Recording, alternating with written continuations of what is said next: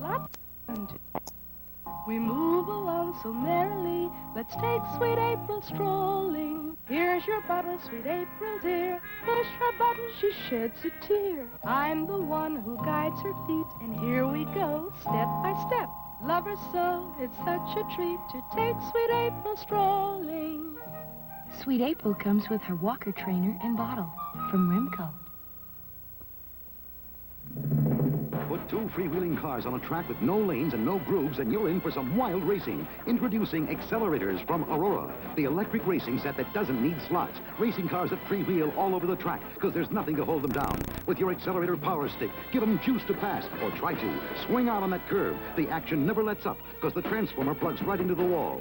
The Accelerator Sideswipers race set comes with two freewheeling cars, plus everything you see here. From Aurora. Channel 2, New York. This is a special report from CBS News in Washington. Here is CBS News correspondent Nelson Benton. This is the National Press Club in Washington, where Special Watergate Prosecutor Archibald Cox is holding a news conference in a few moments to discuss the president's action of last night on the Watergate tapes. The White House announcing that rather than appealing to the Supreme Court, an appeals court order to turn the tapes over to Cox, it would provide a summary of the tapes, both to Cox and to the Watergate Committee.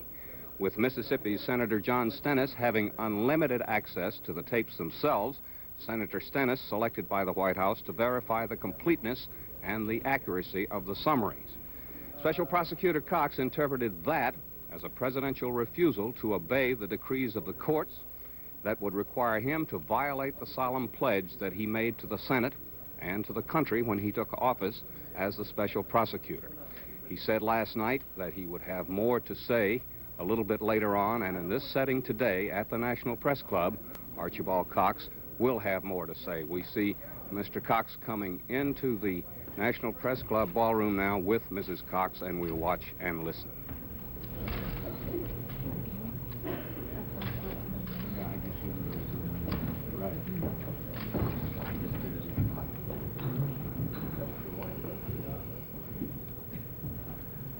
Ladies and gentlemen, I'm sorry to have had to bring you in on such a lovely day. There were three reasons for asking you to come in today. One, I wanted to give you the background of the events of last night, including some of the relevant papers that led up to them.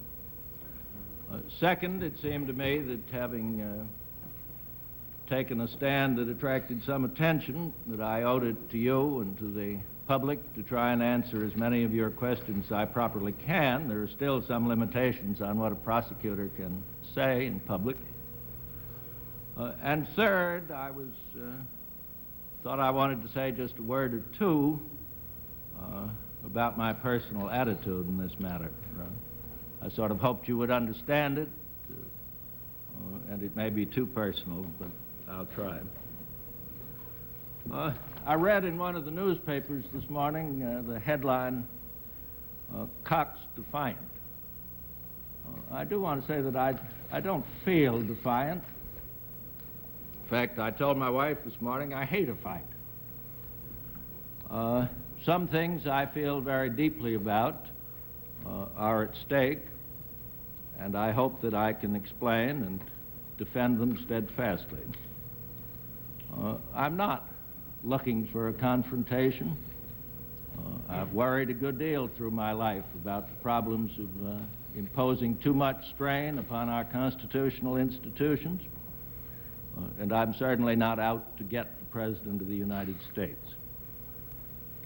I'm even worried, to put it in colloquial terms, that I'm getting too big for my britches, that what I see as principle could be vanity.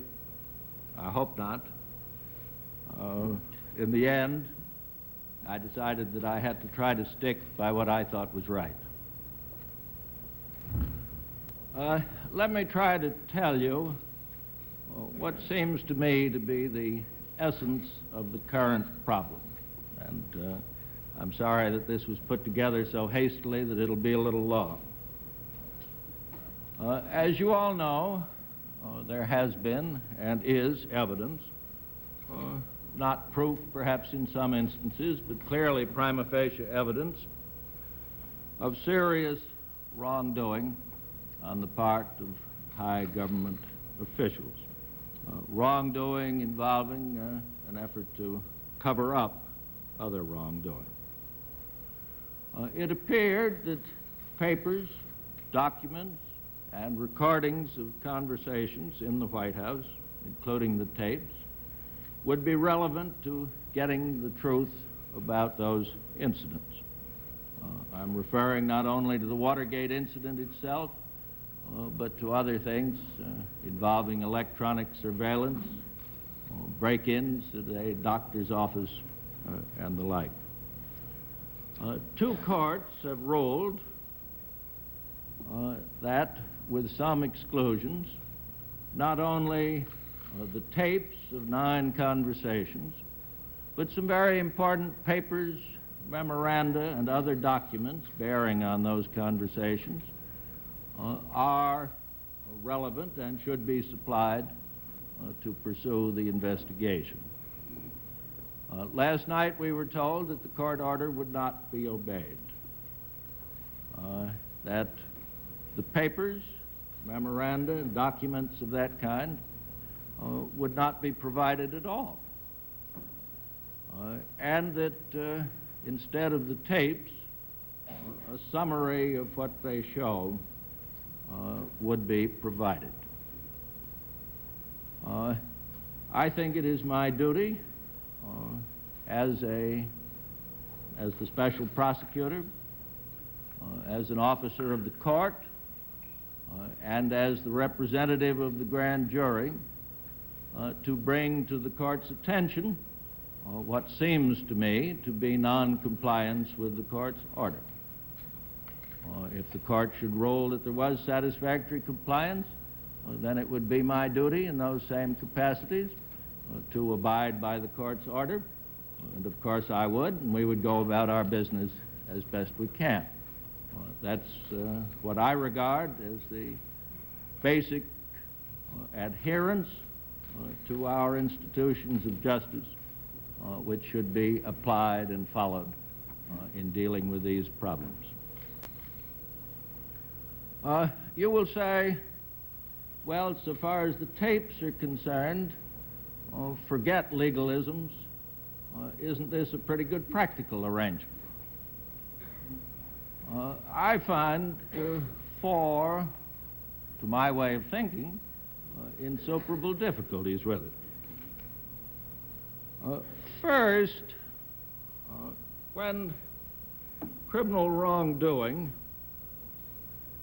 is the subject of investigation, and when one of those subjects is obstruction of justice in the form of a cover-up, then it seems to me it is simply not enough to make a compromise in which the real evidence is available only to 2 or 3 men operating in secrecy, all but one of them, the aides to the president, and men who have been associated with those who are the subject of the investigation. It's not a question of Senator Stennis's integrity. I have no doubt at all of Senator Stennis's personal integrity. But it seems to me that it's the kind of question where it is terribly important to adhere to the established institutions and not to accommodate it by some private arrangement involving, as I say, submitting the evidence ultimately to any one man. My second difficulty is that I will not know, and no one else will know, what standards have been applied in deciding what to exclude from the summary. For example, when I give you the various written proposals and comments that were exchanged, you will find that it is contemplated that there will be omitted references to matters related to the national defense or foreign policy whose disclosure would do real harm. I am very troubled by the lack of precision in those standards. We all know from matters that have been published that the Ellsberg Fielding break-in was described as matters affecting the national defense, and that the tapping of William Sapphire's and John Sears telephones was apparently treated as a national security matter. Those certainly raise very serious questions as to whether criminal wrongdoing was not involved, although I must emphasize that I do not prejudge it. I just say they raise serious questions. My third reason for thinking that as a practical matter, I, as a charged with prosecuting violations, could not regard the arrangement as satisfactory, is that it's most unlikely, I don't go beyond that, most unlikely that a summary of the tapes would be admissible in evidence. It would be satisfactory for the purposes of a grand jury, I think, but I'm thinking of the actual conduct of a trial. If that was all that was available, and I was given to understand that the tapes would never be available under any circumstances, then I would be left without the evidence with which to prosecute people whom I had used the summaries perhaps to indict. Similarly, you have all read of cases in which those who have been charged with wrongdoing have said that they need the tapes in order to make their defenses. Again, it seems to me most unlikely that a summary would be accepted by the defendants or that a court would regard it as sufficient. And that could very well mean that those prosecutions would have to be dropped. In my statement last night, I pointed out that we were on the verge of such a problem in the prosecution of John Mitchell and Maurice Stans in the Vesco case in New York. Since then, there has been some suggestion, I understand by hearsay from the White House, that maybe those tapes would be made available, or a transcript of them. I can't think that the two are unrelated.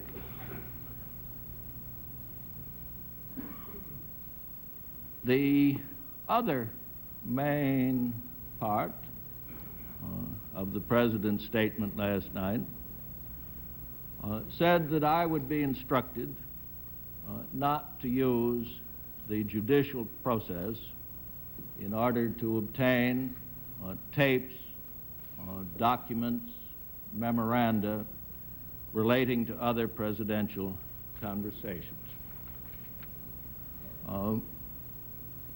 This instructs me not to pursue what would be the normal course of a prosecutor's duty in conducting this kind of investigation. And I think the instructions are inconsistent with pledges that were made to the United States Senate and through the Senate to the American people before I was appointed and before Attorney General Richardson's nomination was confirmed. If you go through the hearings, you will find repeated pledges by both of us that I should have complete independence to decide how to conduct these investigations and prosecutions, and particularly complete independence in determining what evidence to seek.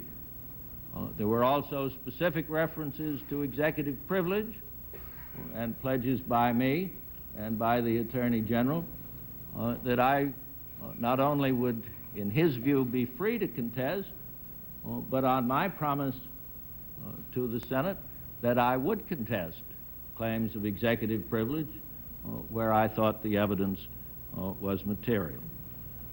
This was finally summarized in the so-called guidelines and the departmental order put out by the Attorney General. It reads, the Attorney General will not countermand or interfere with the Special Prosecutor's decisions or actions. The Special Prosecutor will determine whether and to what extent he will inform or consult with the Attorney General about the conduct of his duties and responsibilities.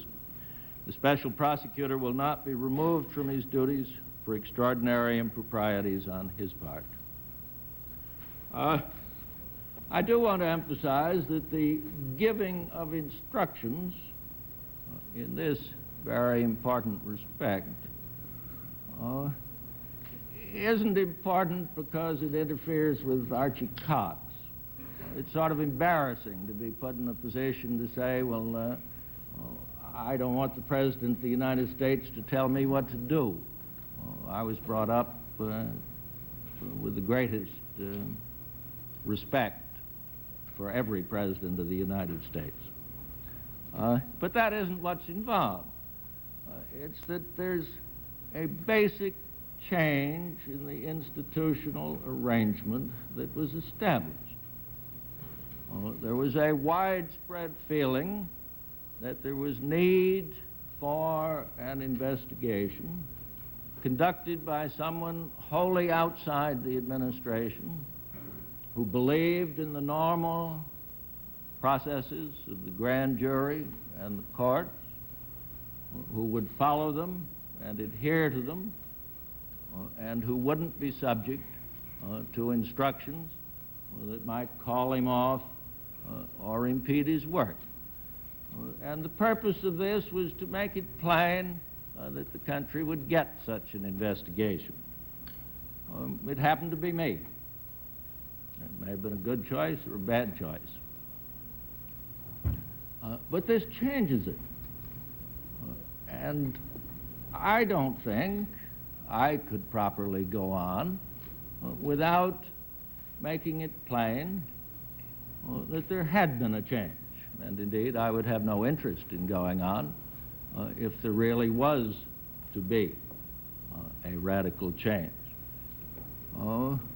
But it wouldn't be right to continue with the pretense that we had the old arrangement while it was changed and instructions bearing on enormously important aspects of the duty had been given, and if they can be given once, then of course they can be given in the future. And I'm afraid if I acquiesced in them once in the hopes of avoiding a confrontation, and as I say, I don't like confrontations, then I would find myself saying, well, it isn't worth doing it this time either. So it seemed to me that I ought to make plain what was happening. Now I turn to a bit of background.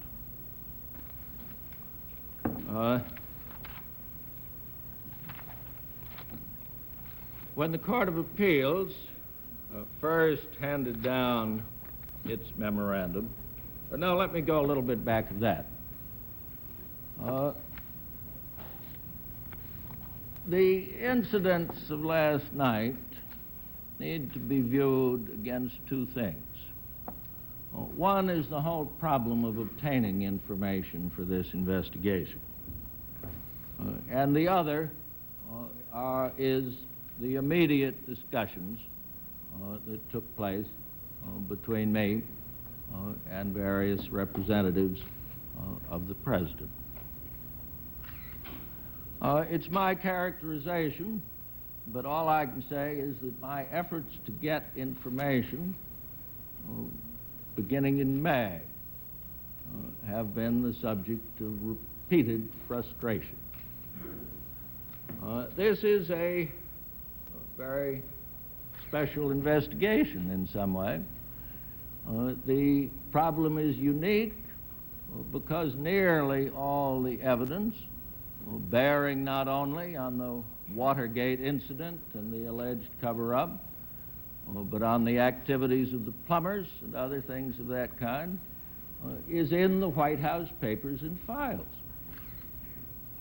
And unless you have access to those, you're not able to get the normal kind of information that a prosecutor must seek. And written documentary evidence is far more reliable in a situation of this kind than the recollection of any witness, and certainly of interested witnesses. As I say, it seems to me that the record has been pretty much one of frustration, either through delays or refusals to provide things we asked. I haven't made a great point of it. While the legal question was being tested, it seemed to me that it would be right for the President's Counsel to say, well, let's get the law settled on these points, and then we can go on from there. And that it would be unfair of me, while the litigation was pending, to attempt to put public pressure on counsel to the President in these respects. But now, at least as of the moment, there's a question whether we can test the legal question. Let me give you an example. You will recall that the papers of many White House aides,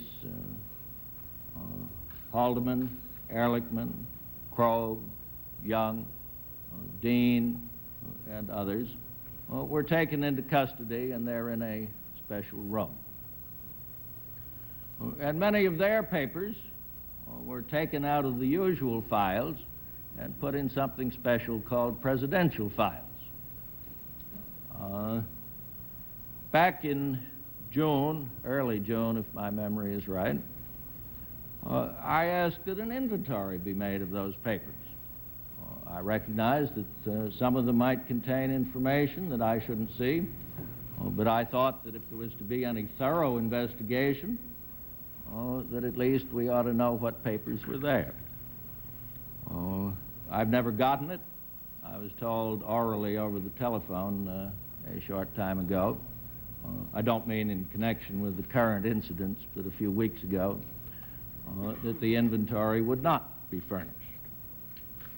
There have been other papers that we've sought to get, and while I must say that I've been told I would receive them, the delays have been extraordinary. For example, I asked for all kinds of logs of many principal names in these incidents, and I was promised them back in June. I still haven't got the logs of meetings of the President with such people as Chapin, Colson, Gray, Hunt, Kleindienst, Krogh, LaRue, Liddy, Strawn, or Young. I hope our records are accurate. There are many pending letter requests.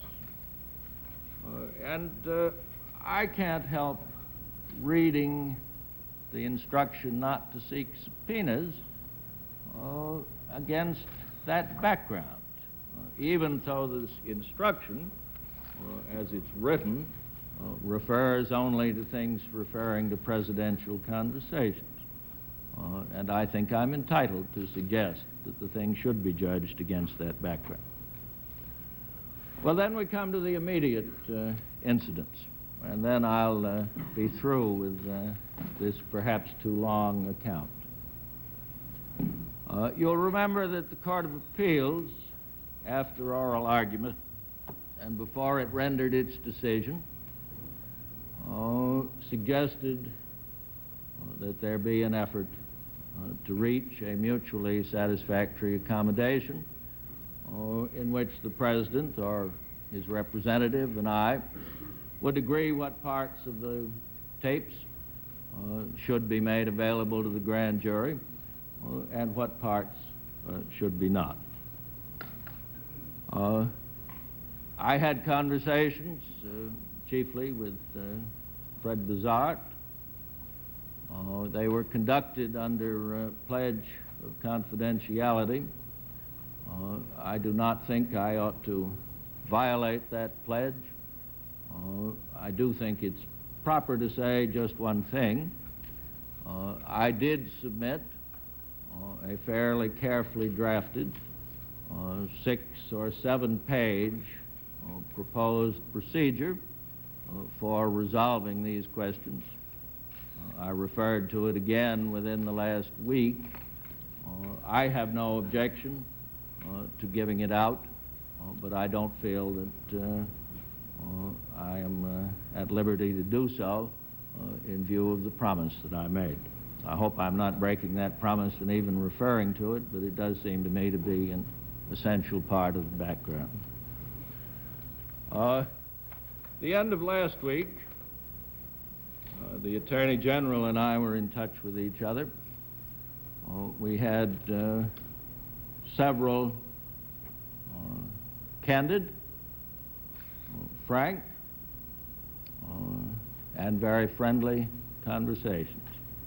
Indeed, I want to make it plain that at the end of last week and all through this week, the Attorney General has behaved in a way that makes it just as possible for me to say with as complete sincerity as I said at the Senate Judiciary Committee when we were up at the hearing on his confirmation, that I have admiration, respect, and affection for the Attorney General.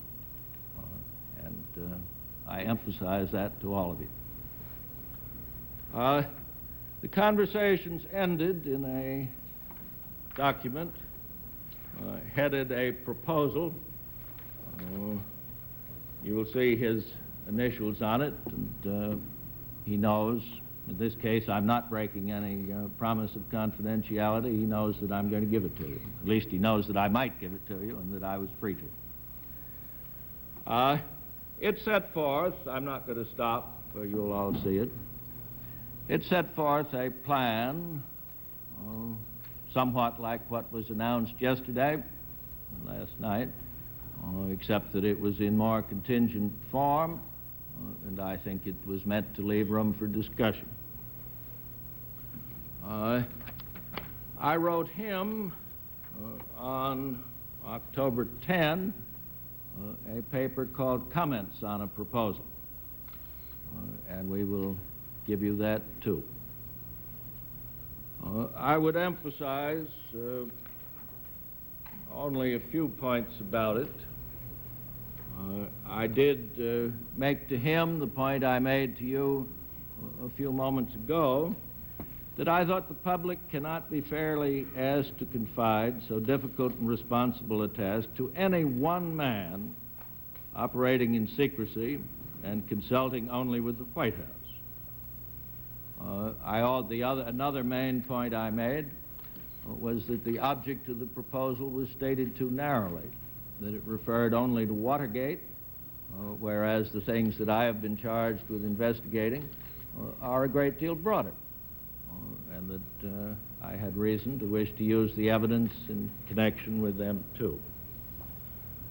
I made the points that the standards needed to be stated with more specificity so that there could be no misunderstanding about what the slippery term national defense or national security means.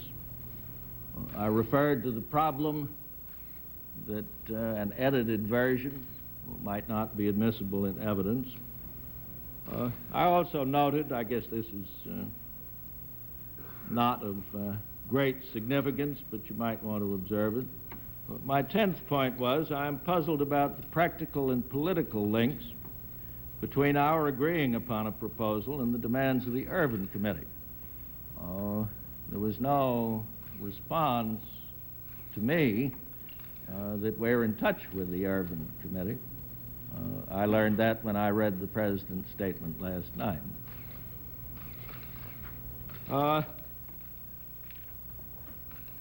see, Thursday night, if my memory is correct.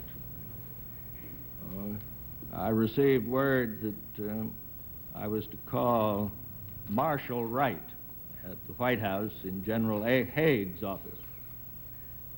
Marshal Wright turned out to be Charlie when he came on the phone, and he quickly acknowledged that he was Charlie. And he referred to my comments, said that there were 4 stipulations that he must make that would be essential to any agreement. And as I understood him, he said, you won't agree to these. Indeed, the impression I got, and I want to make it clear that it was my impression, maybe there are tapes that would verify my impression, or maybe my impression is wrong.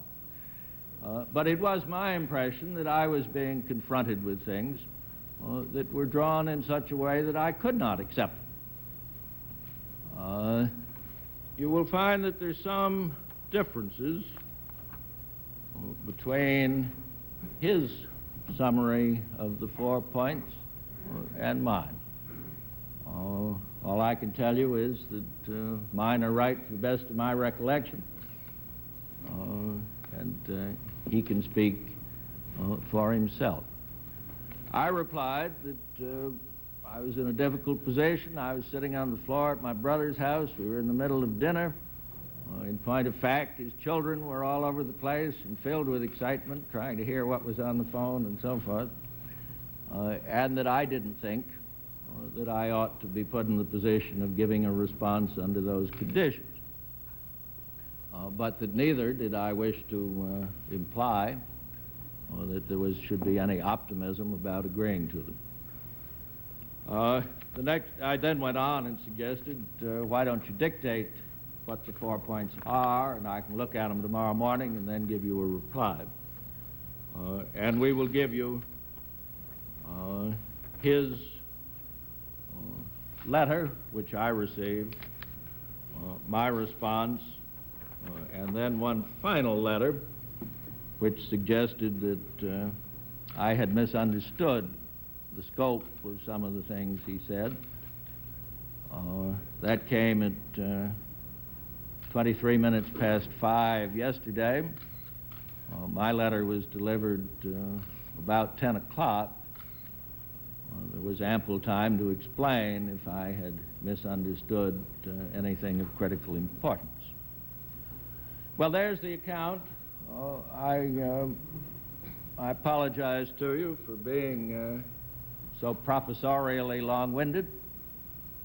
I wanted you to have it and to be as candid as I could, and I'm glad to answer questions for as long as your patience and my strength hold out. Yes, Pete. Mr. Cox, you would seem to be in what we'd call a non-viable position now. Are you going to wait for the President to dismiss you? I am going to go about my duties on the terms on which I assumed them. What is your duties now? My duties are set forth. My duties, as I understand them, are those set forth in the departmental order, in the Attorney General's references, that's perhaps the wrong word, in the Attorney General's statements to the Senate Judiciary Committee, and in my pledges to the Senate Judiciary Committee. I wish to be specific and had not gotten there. What do you consider to be the state of the case now? And if you will go into court, what court and what will you say? Well, I'll try and be as precise in answer to that as I can. I should tell you that there are some legal questions that we would have to look up. It is my intention, with reference to the order of the Court of Appeals and the District Court, to call to the attention of one or the other, and I'm not sure yet which is correct, the fact that the papers, documents, and other things subpoenaed are being refused, and that the order to deliver the tapes is subject to some particular reservations is certainly not being satisfied, although I would also add that a summary is being offered and would express the opinion that that was not adequate. Now, technically, the first thing we have to be sure of is the mandate issues. The second thing we have to decide is which of the two courts has jurisdiction. I think the district court clearly has jurisdiction. I think that the Court of Appeals may also have jurisdiction, in which case I would have to make a choice whether to go to the 7-man tribunal or to judge the record. One form of procedure would be to seek an order to show cause why the respondent should not be adjudicated guilty of contempt. I think it may also be possible, and perhaps might be preferable, to seek a further order clarifying any possible doubt resulting from the President's statement last night. We will have to make that kind of choice. Yes. Mr. Cox, is not your intention in direct conflict with the President's order to you? And if it is, and you're fired by the end of this news conference, what happens then? Well,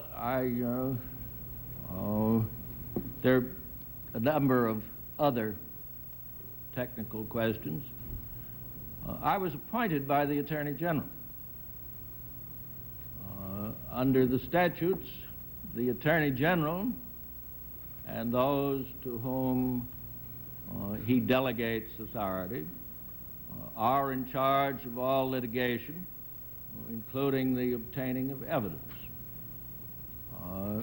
I think there is a question whether anyone other than the Attorney General can give me any instructions that I have any legal obligation to obey. Second, under the Constitution and the statutes, there are instances in which not the President, but departmental heads make appointments. And I would think that it was a proper inference that where departmental heads are authorized by statute to make appointments, that the same departmental heads are the only ones who can make dismissals. I don't mean to seem to cling to power or office. If my personal ease were the test, I'd be on the coast of Maine and not here. But I do think it important to do everything I can to emphasize the extent of the departure from the kind of detached, independent public inquiry which the Senate caused to be set up. And once I have done everything I can to make that clear, then I'd be happy to relax. Let me just I have a couple of points I'd like to clear up. Sure. Number one, I believe you said that you were told orally that you would not be receiving the logs that you asked for, or at least the inventory of the papers that you had requested. Just to clear that up, who told you orally that you would not? Fred Bizarre. I've been dealing with Fred Bizarre, and I may say, too, that he has behaved. I don't mean to be drawing any distinctions here, but I'm not criticizing him personally. He's behaved in dealing with me in an entirely honorable way, except he's so damn slow. Right, but in other words, and he was counsel at the time, counsel to the President at the time he told you that. I didn't hear you, I'm sorry. He was counsel to the President at the time he told you that you would not be receiving. Right. Hasn't he been all summer? Yes. Right, okay. The other thing you mentioned, as I understood it, you'd said earlier that you had heard by word, by hearsay, that the White House was saying that it was possible that you might receive some tapes concerning John Mitchell and Marie Stans in the Vesco case. Just how did you hear that? by hearsay, and in effect, then, aren't they giving you some of the? Aren't they saying that they would be giving you some of the tapes? Well, might. How can you say how you heard by hearsay? Through other lawyers for the government who are concerned with the case. Was this White House lawyers, in other words? No, not directly. That's why I say it's hearsay. Mr. Cox, have the instructions referred to in the President's statement last night been conveyed to you by the President, the Attorney General, or anybody else? All I have is a copy or copies of the statements that I received through the courtesy of one of the newspaper offices last night. I can't put in a plug for them, but it was a newspaper. Nothing has been communicated. Yes, nothing has been communicated to me personally. Mr. Cox, what makes you believe that Attorney General Richardson will not fire you following President Nixon? He may. You know, I'm not saying that no one can fire me. Of course, eventually, there are ways of firing me. I don't know what Attorney Richardson will do.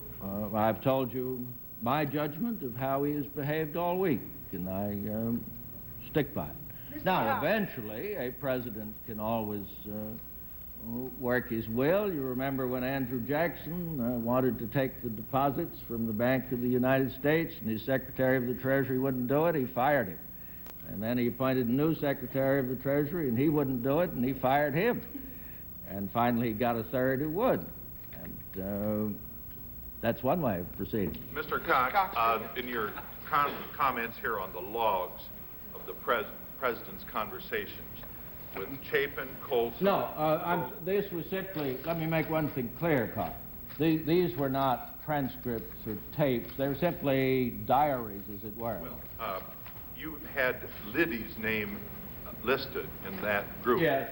Was there a conversation between the President and Liddy? I did not mean to imply affirmatively that there was such a conversation.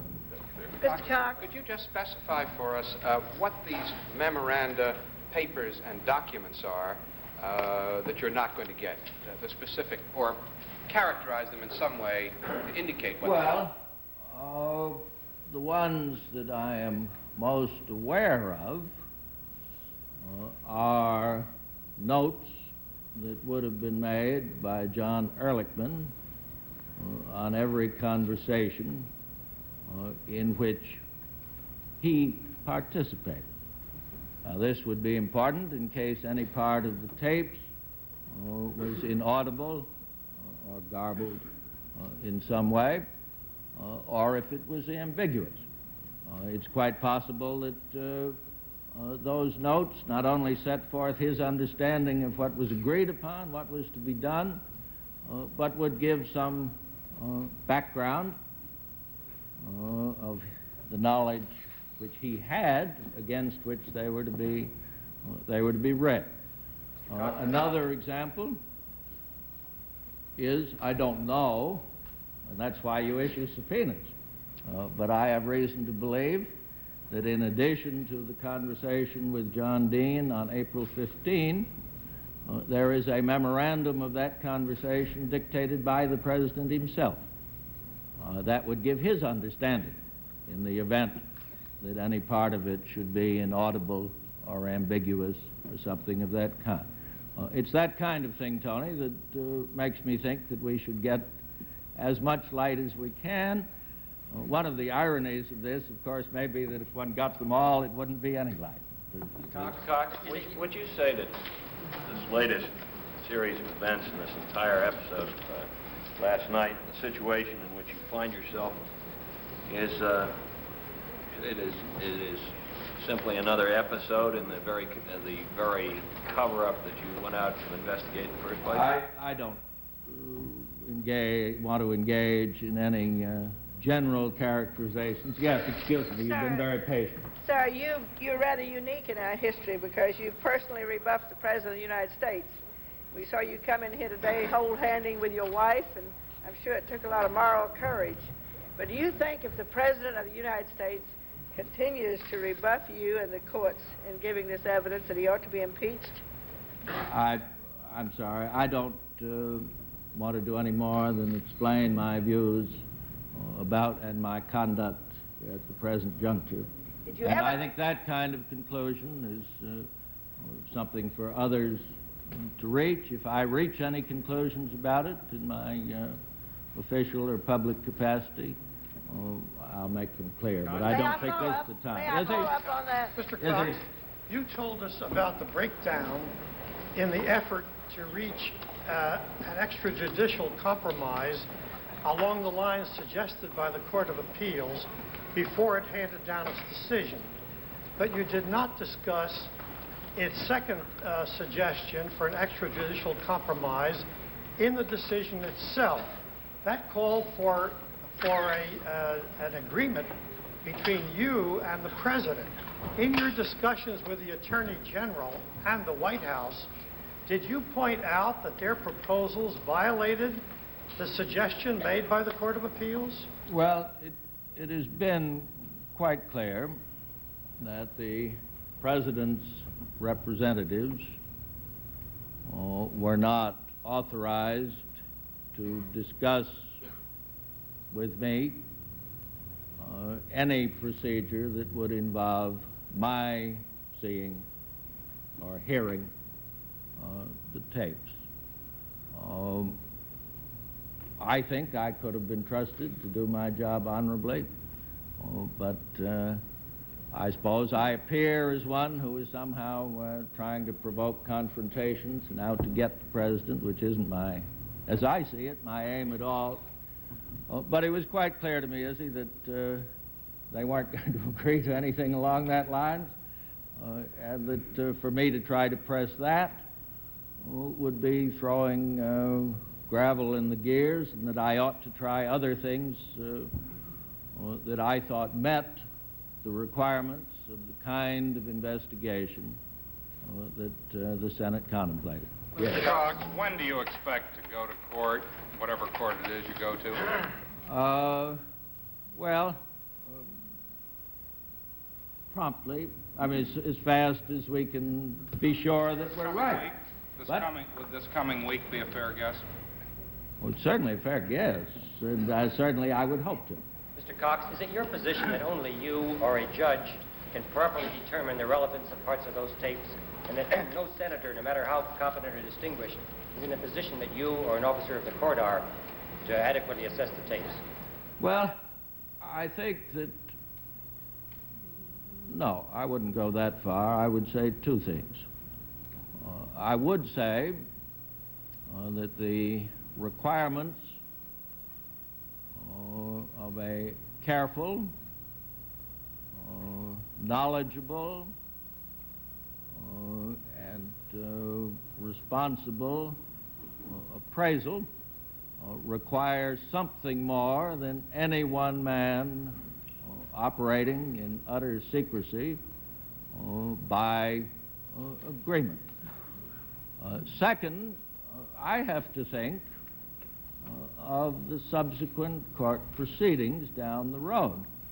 And I do think that it is most unlikely, that's as far as I can go, the law is uncertain. I think it is most unlikely, indeed in my judgment impossible, that at a trial any but a judicial determination of what parts of the tapes must be provided would be accepted. Mr. Cox, one follow-up question. May I ask you to state once more, clarify or amplify, if possible, the two questions that you said you saw a possibility of exploring in court. You mentioned the possibility of contempt here. You also said that you'd like to explore the possibility of seeking an order clarifying, I believe, the President's statement of last night in some way. Could you amplify on those two questions? I'm afraid I don't understand your question. Probably should, but I don't. Mr. Cox, could you, is there any compromise that you could approve that you would find telling us? Well, you look at the papers. Well, I'm sorry. They will be available to you, and I hope that they will make clear the lines along which I was willing to explore. I don't think you know until you try. There were things I was willing to try. Sir, a lot of people in the country have wondered why you took this job and how you ever expected to succeed since you were working for the Justice Department, for the Attorney General who was appointed by the President. And now you say the Attorney General is going against the agreement he made with the Senate when he was confirmed. I said no such thing. You did not? No. Well, I did did he not not. do that? I said the Attorney General has behaved all week I know you as said an honorable friend, and he has not violated any agreement But that did he he made. not? Did he not go against his agreement with the Senate by No, he asking did not. you to take He- this? He has not violated his agreement in the Senate, so far as I know, in any way whatsoever. Well, then my question, sir, was how could you expect to succeed in this job? How could you expect to succeed? Well, I thought it was worth a try. I thought it was important. If it could be done, I thought it would help the country. And if I lost, what the hell? Mr. Cox, let me ask you about this. Excuse me, Mr. Cox. The reporters over here are complaining. I'm sorry. I'm very sorry. Yes, go ahead, Hayes. Mr. Cox, there was a lot of talk this week by Republicans on the Hill. A lot of what? A lot of talk by Republicans on the Hill that if the President defied a Supreme Court order to give up the tapes, that then he would likely be impeached or an impeachment action would begin. Do you regard him as of this moment in defiance of an appeals court order, a definitive appeals court order? In my view, the President has stated that he would not comply with the appeals court order. That is my view. I think it so likely that he is not in compliance that it is my duty to present the question to the court. It would then be for the court to make the determination. I'm not the last word, thank God. Mr. Cox, we were told you had a conversation last night, 7:45, with the Attorney General. Could you tell us about that conversation and what his expressions were concerning the way this whole thing has turned out? I would rather you didn't press that. It's not, I think that was between old friends. And it's not, I really don't think that I'm holding back anything that is necessary to your understanding. I feel that it's be subject to misunderstanding by him. Mr. Cox, we've been under the impression that the delay in the work of the Watergate 1 grand jury was because you had been unable to get the tapes. Is it true, based on what you said here today, that perhaps another barrier, maybe the principal barrier, has been that you've been unable to get other evidence that you've been seeking from the White House? No, I think that in terms of the inquiry into the Watergate matter, that the most important cause of the expenditure of time has been our feeling that we should not proceed until we got the evidence covered by this subpoena. We have also had many, many other things to do. As I think I said to some of you earlier, was it this week? This is an investigation in which new things, sometimes written documentary things, keep turning up at the last minute, and they force you to go back and say, oh my God, maybe we've all misunderstood what happened. And this has hit us on several occasions. Also, I don't mean to imply that we have all misunderstood what happened. I've still got some people over here. Would you tell us, there was an inference in your earlier statement that you would accept the decision of these lower courts, whatever it is. Supposing these lower courts, either one or both, find that this is a reasonable compromise or something similar is a reasonable compromise, would you accept that and go on with your work? You mean instead of obtaining the view of a higher court? Yes. Oh, I would have to decide that when I came to it. I don't think I can prejudge that in advance. You know, it would depend on how persuasive its opinion was, other things of that kind. I am here to conduct this investigation through established institutions, and that's what I intend to adhere to, and I intend to be guided by them. I am just one party before the courts. Cox, should you be removed from office, would Judge Sirica or the appeals court have the authority to move on their own in an attempt to force the president to release the tapes? I think that the answer is a very probably yes. It is even possible that I could be appointed counsel to the grand jury or the court for that purpose. But don't carry that too far. The thought went through my mind, and then I also concluded, no, I think that would be of very doubtful propriety, because it would then turn what ought to be a question of principle into something that somebody would look on as a personal fight, and I don't think this is a question of personalities. Mr. Cox, you give us the impression that you're responsible to the Attorney General, not the President. And you hark back to President Jackson going from one Treasury Secretary after another until he found one that would do his bidding. Are you under the impression that the Attorney General is going to side with you and not the President in this issue? I can't tell you, because I don't know what the Attorney General is going to do. Mr. Cox, anyone else? I guess those are all my staff over there. Mr. Cox, you haven't had a turn. Yes, Mr. Cox, you covered in your statement the legal roadblocks that would develop as a result of not getting the tapes, but what you did not say is whether you are convinced that you will lose every case, Watergate and Watergate related. Are you convinced that you will lose those cases? What the defendant's lawyers would do to me if I ever said that that was my frame of mind. Mr. Cox, the compromise has been stated to have been Richardson's brainchild. Is that accurate as you understand it, or do you feel that that was foisted upon him by the White House, the President's lawyers? Well, all I could say to you is that you should put the proposal, which Jim will give you, if he hasn't already, next to the President's statement, and draw your own inferences. The only other thing, as you know, Clark, things that anyone does in government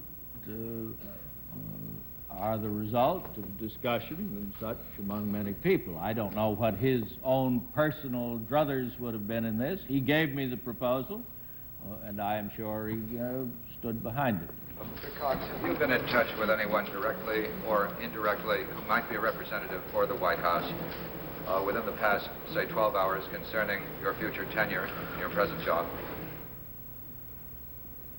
I talked to the Attorney General on the phone 5 seconds before I came into the room. It had nothing to do with my future tenure. It was, again, a purely friendly conversation. I mention it only so that my answer will be 100% accurate. I have not talked to anyone else who could... Called you in an effort to influence this press conference? No, he did not. Mr. Cox, so much has been made of the tapes that I'd like to ask you whether you consider the tapes absolutely vital to the case you're developing. I think it is vital to know whether they're vital. I think the important thing is that here are conversations that there has been testimony about by one witness that would make those conversations enormously important. For the better part of an hour, Special Watergate Prosecutor Archibald Cox has been giving background on his confrontation with the White House over the White House tapes. He said essentially that he had serious doubt as to whether or not he could get evidence admitted into a trial if it came only in summary form from the White House. He said that he had no doubts about the integrity of Senator John Stennis of Mississippi, who the president had designated as sort of an honest broker and go-between in giving summaries of those, or in confirming the accuracy of those summaries that would be given to the special prosecutor and to the Senate Watergate Committee. Further developments, reaction, and analysis of the Cox News Conference and the White House tape story will be broadcast tonight on the CBS Evening News with Dan Rather. Nelson Benton, CBS News, Washington.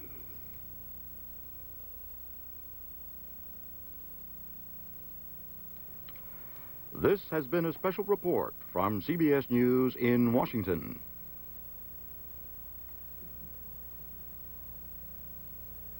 This is CBS.